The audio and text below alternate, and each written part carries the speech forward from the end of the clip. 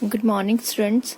So we have started with the next unit, that is unit 3 biology in human welfare. उसमें हम सबसे पहले first chapter शुरू कर रहे हैं, human health and disease.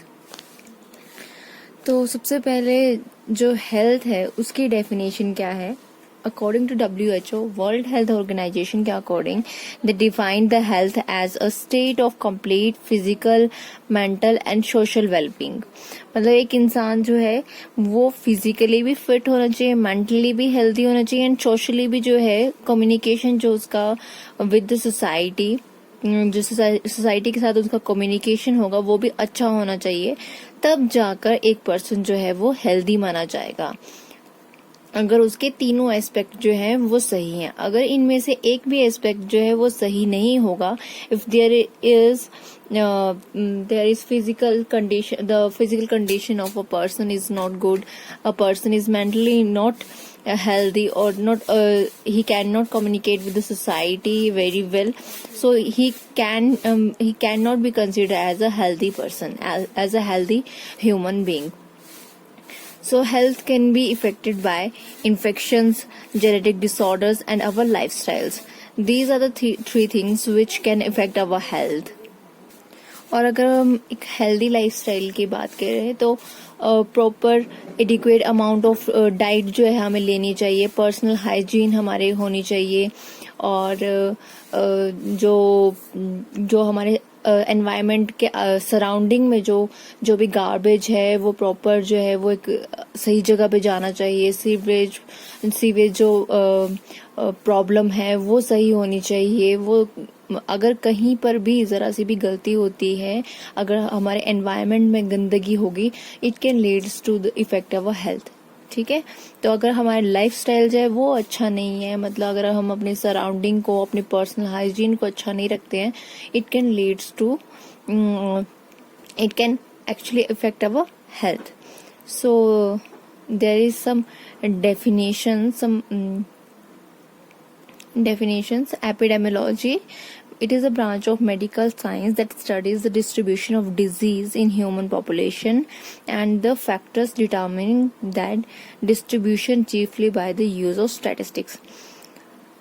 Epidemiology जो है वो डिस्ट्रीब्यूशन ऑफ डिजीज है इन द ह्यूमन पॉपुलेशन. जो भी हमारे पॉपुलेशन है, ह्यूमन की पॉपुलेशन है, उसमें जो डिजीज जो डिस्ट्रीब्यूट हुई है, ठीक है, जो डिजीज एक्चुअली जो भी स्प्रेड हुई है, that condition, that study is called epidemiology and it chiefly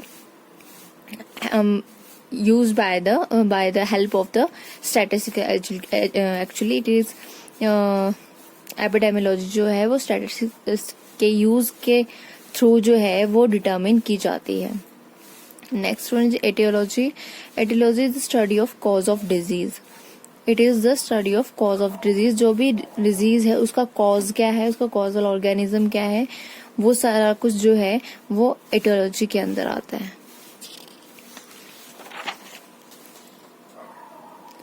next one is disease. What is disease? Health तो हमने पढ़ ली, हेल्थ एंड डिजीज जो चैप्टर है उसमें हेल्थ के बारे में तो पढ़ लिया, that the person has a state of complete physical, mental and social well-being, is considered as a healthy human being. But what is the disease? Disease, any harmful deviation from normal structure or functional state of the body that causes discomfort or disability. कोई भी हमारे जो भी normal structure है body का, normal जो भी हम फंक्शन कर रहे हैं, ठीक है, उससे अलग जो है हमारी बॉडी में कोई प्रॉब्लम क्रिएट हो जाती है, कोई डिस्कम्फर्ट क्रिएट हो जाता है, that is actually called disease. एक हार्मफुल डेविएशन है, ठीक है, हमारे नॉर्मल स्ट्रक्चर और हमारे normal functioning of the body का कहीं से डेविएट हो जाना, वहां नॉर्मल स्ट्रक्चर से डेविएट हो जाना from to the harmful deviation and causes discomfort or disability in the body. There are two types of disease, congenital disease and acquired diseases. इसके बारे हम डिटेल में बाद में डिस्कस करेंगे. उससे पहले हम डिस्कस करते हैं डिजीज एजेंट और डिजीज कॉजिंग एजेंट. कुछ एजेंट है जो कि डिजीज कैरी करते हैं, जो कि डिजीज कॉज करते हैं. एक्चुअली वो क्या होते हैं?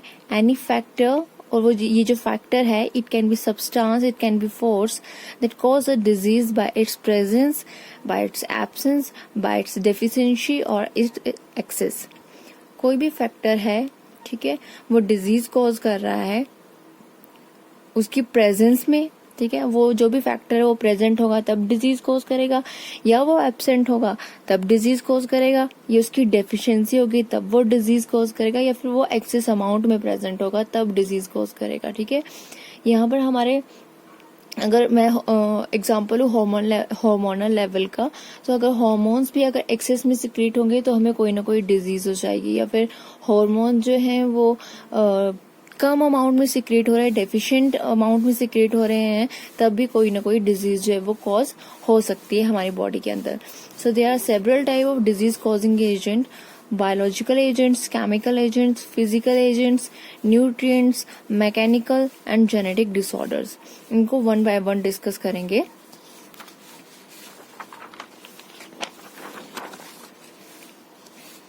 तो सबसे पहले बायोलॉजिकल एजेंट्स। जो बायोलॉजिकल एजेंट्स हैं, this include bacteria, viruses, fungi, protozoans etcetera, and the biological agents which cause disease are called pathogens. जो भी बायोलॉजिकल एजेंट्स है, बायो मीन्स लिविंग, ठीक है, लिविंग ऑर्गेनिज्म इंक्लूड है इसमें। उसमें बैक्टीरिया भी आ सकते हैं, वायरसेस, फंजाई, प्रोटोजोन्स, आर्थ्रोपोड्स भी आ सकते हैं, ठीक है। एंड द बायोलॉजिकल एजेंट्स, जो भी बायोलॉजिकल एजेंट्स हैं which cause disease are called pathogens, ये आपने याद रखना है, ठीक है।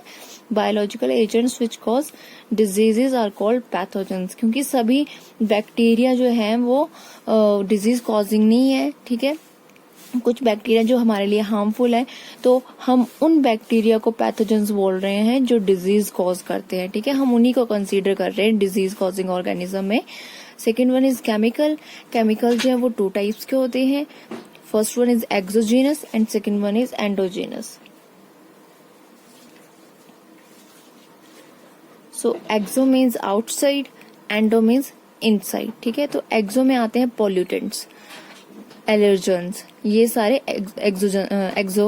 Exogenous chemical types of agents में आते हैं, पॉल्यूटेंट्स और एलर्जेंस, क्योंकि ये outside of the environment attack करते हैं हमारी बॉडी में। एंडोजीनस में आते हैं हार्मोन्स, इसका मैं एग्जांपल आपको पहले भी दे चुकी हूँ, ठीक है। एक्सेस और डेफिशिएंट अमाउंट में सिक्रेट होंगे तो इट कैन कॉज डिजीज। तो हार्मोन्स होंगे, एंजाइम्स होंगे, यूरिया, यूरिक एसिड होगा, ये हमारी body within the body present है, and it their deficiency, their excess cause disease. Pollutants जो हैं इनकी भी जो ज्यादा एक्सेस अमाउंट में हो जाएंगे तो it can cause disease. Allergens हमारी बॉडी में एंटर करते हैं तो they also cause disease to our body. Other one is physical agents. Physical agents include heat, cold, humidity, pressure, radiation, electricity, sound, etc. तो फिजिकल में जो outside environment है उसमें सारे के सारे जो हीट, कोल्ड, ह्यूमिडिटी है, प्रेशर, रेडिएशन, वो सारे के सारे आते हैं। They can also cause disease to our body. Next one is nutrients. They are macronutrients and micronutrients. So carbohydrates, fats, proteins, vitamins and minerals, these are nutrients. इनकी deficiency होगी या इनकी excess amount of in our body present अगर ये होंगे, then it can also cause disease to our body. Next is mechanical. These include chronic friction or other mechanical forces which result in the injury, sprain and fractures. हमारा accident हो जाएगा या हमें गलती से कहीं चोट आ जाएगी, फोर्सफुली भी हो सकता है वो, या अपने आप भी हमें लग सकती है, तो वो जो है वो जो फ्रैक्चर्स होंगे, वो जो स्प्रेन होगी, तो वो जो होंगे वो मैकेनिकल टाइप ऑफ एजेंट्स में आएंगे, ठीक है. नेक्स्ट वन है genetic disorder. So in this disease are caused by error in the chromosomes. हमारे क्रोमोसोम जो हैं वो भी बहुत मैटर करते हैं हमारे लिए, प्रॉपर पोजीशन में होने चाहिए. अगर उनकी पोजीशन जो है वो चेंज है या कोई भी क्रोमोसोम में जो जीन्स है वो डिलीट हो गई हैं तो it can cause disease to our body और disorder to our body. So these are all biological agents, the agents, disease causing agents which are present in our body. हमने biological भी discuss कर लिया, chemical भी, physical, nutrients, mechanical and genetic disorder जो है वो सारे के सारे डिस्कस कर लिए. बायो में लिविंग है, केमिकल में एक्सो और एंडोजीनस है, outside of the body and inside the body. Physical में आपके एनवायरनमेंट में जो ह्यूमिडिटी है, प्रेशर है, रेडिएशन है, वो सारे आते हैं। न्यूट्रिएंट्स में मैक्रो न्यूट्रिएंट्स, माइक्रो में लाइक कार्बोहाइड्रेट, फैट्स, माइक्रो में विटामिन मिनरल्स जो हैं वो आते हैं न्यूट्रिएंट्स में। उनकी डेफिशिएंसी से जो है डिजीज कॉज हो सकती है। मैकेनिकल में फ्रैक्चर्स हो सकते हैं।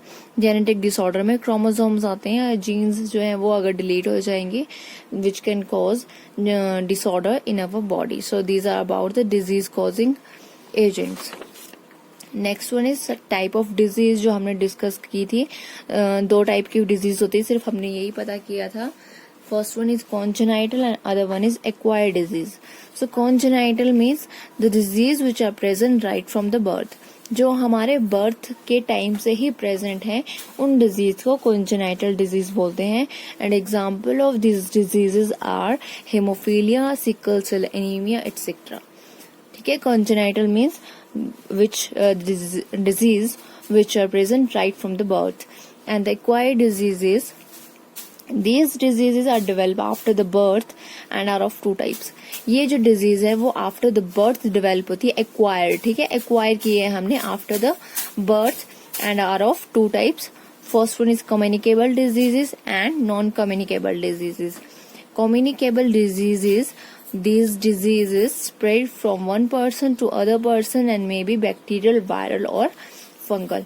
कम्युनिकेबल में क्या होते हैं, ये जो डिजीज है वो एक पर्सन से दूसरे पर्सन को हो सकती है और ये बैक्टीरियल भी हो सकती है, वायरल भी हो सकती है और फंगल भी हो सकती है. Non communicable diseases, this diseases remain confined to the person. ये एक पर्सन तक ही कन्फाइंड रहेगी, जबकि ये जो है एक पर्सन से दूसरे पर्सन को हो सकती है. And who develop them and do not spread to others.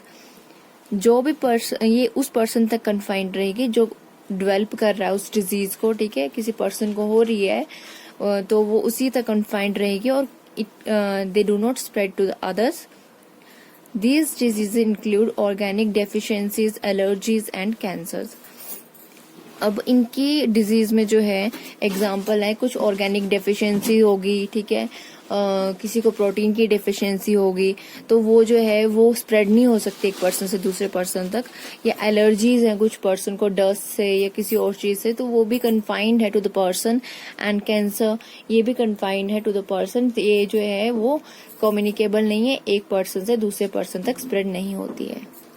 Next are some definitions which are important from the exam point of view. कुछ छोटे इन्फेक्शन जो डेफिनेशंस है वो पूछी जाती हैं. उसमें सबसे पहले इन्फेक्शन है. The entry and multiplication of micropathogen in the body of large organism is called infection.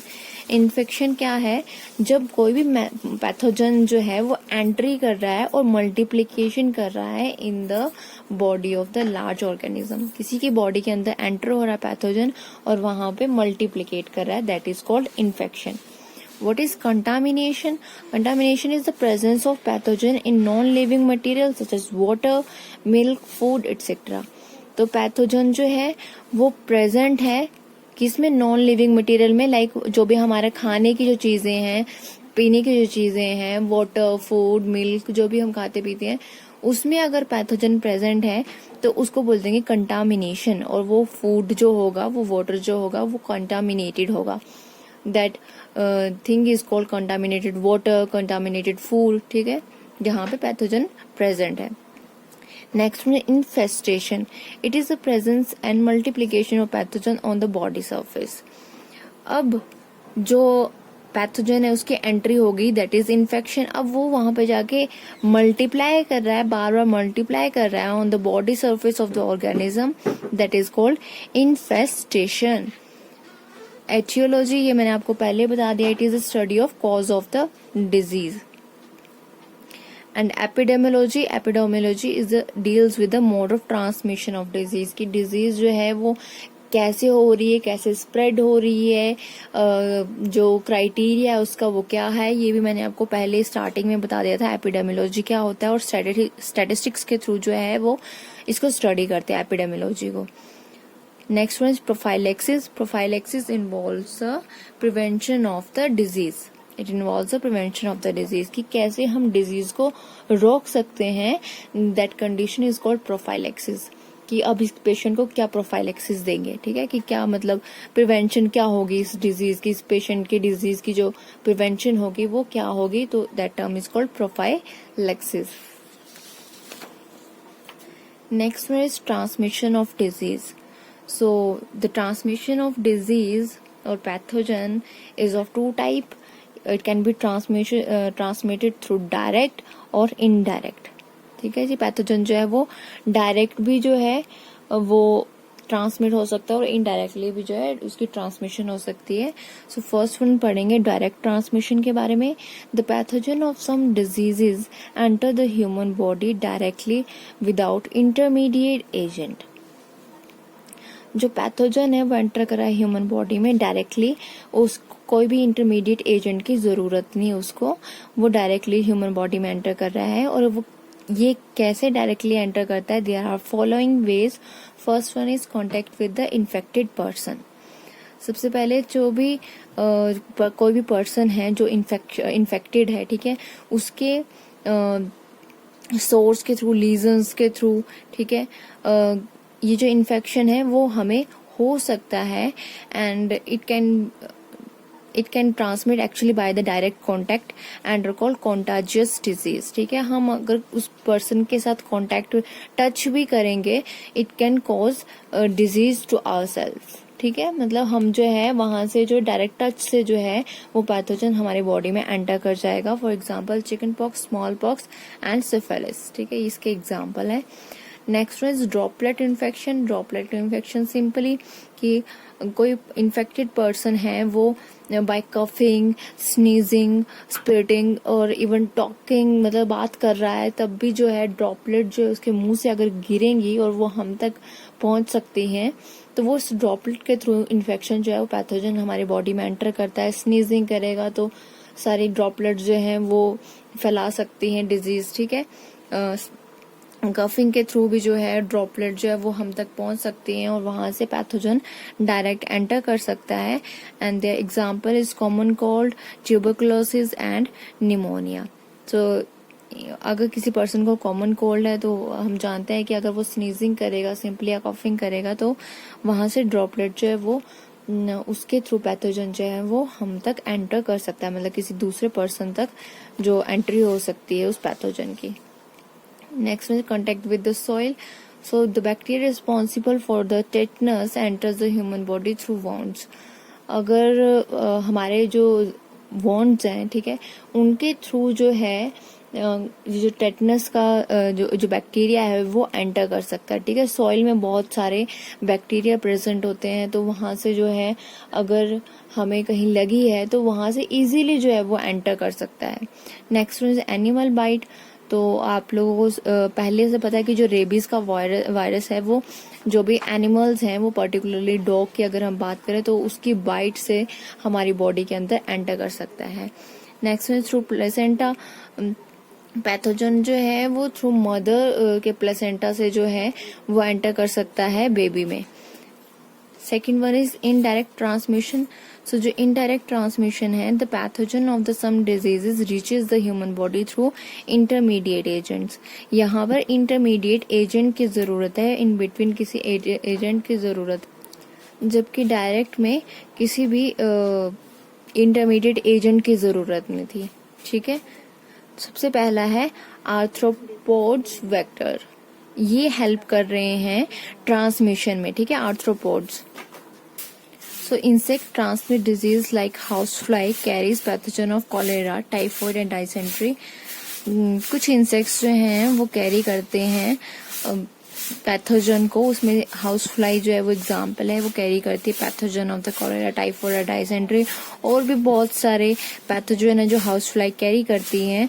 And फिर क्या करते हैं वो दूसरे किसी भी पर्सन के ऊपर या किसी फूड के ऊपर बैठती हैं हाउस फ्लाइज, तो वहां से जो पैथोजन है वो किसी नॉन लिविंग मटेरियल में चला जाता है और वहां से जो है वो ह्यूमन बॉडी के अंदर जो है वो ट्रांसमिट कर देते हैं पैथोजन को, या फिर वो house fly direct human body के ऊपर बैठ के उसके सरफेस के ऊपर उस पैथोजन को जो है वो छोड़ देगी और वहां से इन्फेक्शन जो है वो from the body surface pathogen enter कर जाएंगे ह्यूमन बॉडी में, इंटरनल ऑर्गन में चला जाएंगे और वहां पे इन्फेक्शन कॉज कर देंगे। Certain blood sucking insect also transmit disease, example है human body louse, spread typhus fever.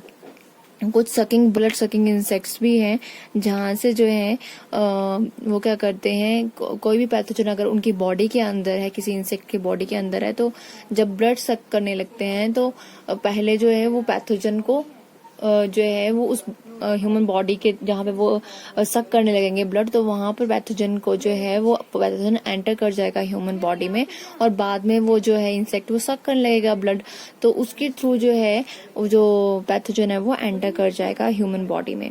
Second is vehicle born method, तो इसमें क्या होगा, the causative organism of the cholera, dysentery and typhoid enter the human digestive tract with food and water. ठीक है, मतलब जो भी कोई भी फूड है, वाटर है, मिल्क है या कोई भी हमारे खाने की चीजें हैं, तो वहां पर जो है उनके थ्रू जो है हमारे अंदर इन्फेक्शन जो है वो पहुंच सकता है, हमारे अंदर पैथोजन जो है वो पहुंच सकते हैं और डिजीज कॉज कर सकते हैं। Third one is airborne disease method, so pathogen में reach the human body with dust and air. ये तो सिंपल वे है, सबसे सिंपल वे है पैथोजन का एंट्री करने का, कि एयर के थ्रू या डस्ट के थ्रू हमारी बॉडी के अंदर जो है वो पैथोजन पहुंच सकते हैं और इसका एग्जाम्पल है epidemic typhus. Fourth one is fomite borne method, so इस मेथड के अंदर क्या है, many diseases are transmit through the use of contaminated articles such as towels, handkerchief, toys etcetera. किसी पर्सन के, किसी इन्फेक्टेड पर्सन के अगर हम चीजें यूज करेंगे, टॉवल यूज करेंगे या उस पर्सन के क्लोथ्स यूज करेंगे, तो उससे क्या होगा, उससे भी हमें डिजीज होने के चांसेस हो सकते हैं, क्योंकि वो कंटामिनेटेड है। वो जो भी जितनी भी चीजें हैं वो सारी की सारी कंटामिनेटेड है, उसमें पैथोजन जो है वो प्रेजेंट होगा पहले से ही।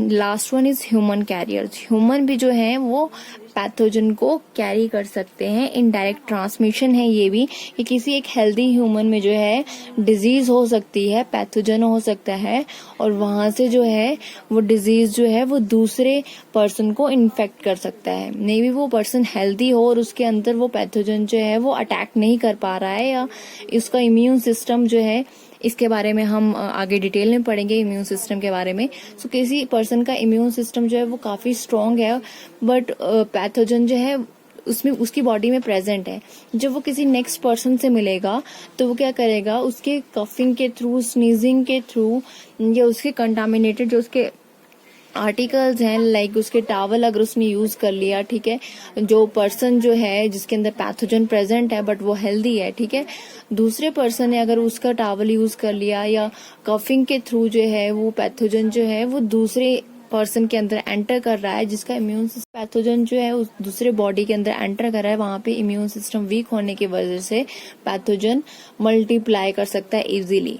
जबकि जो फर्स्ट पर्सन है जो कि कैरियर है उसका इम्यून सिस्टम स्ट्रांग है, या कुछ और रीजन भी हो सकते हैं जिसे यहाँ पे बताया है। Certain diseases like diphtheria spread by human carriers. Such persons are healthy but have pathogenic organism in their body. They are called healthy carriers. ठीक है, हेल्दी कैरियर्स हैं वो, डिप्थीरिया जो है उसका पैथोजन जो है वो लेकर चले हुए हैं ह्यूमन बॉडी में, ठीक है, कैरियर है जो हेल्दी कैरियर्स हैं, और वो क्या कर रहे हैं, दूसरे की बॉडी में जो स्प्रेड कर रहे हैं, क्योंकि उनका खुद का इम्यून सिस्टम स्ट्रांग है और दूसरे का इम्यून सिस्टम स्ट्रांग नहीं है, या कोई और रीजन है जिसकी वजह से जो दूसरा पर्सन है उसको जो है वो बीमारी हो सकती है, डिजीज हो सकती है, उसके अंदर पैथोजन मल्टीप्लाई कर सकता है। So there are indirect, so these are the indirect transmission method, जिसमें हमने आर्थ्रोपोड्स के बारे में पढ़ा, जो इंसेक्ट्स जो हैं वो कॉज कर सकते हैं, वो जो है इंटरमीडिएट एजेंट्स हैं that can transmit disease, ठीक है।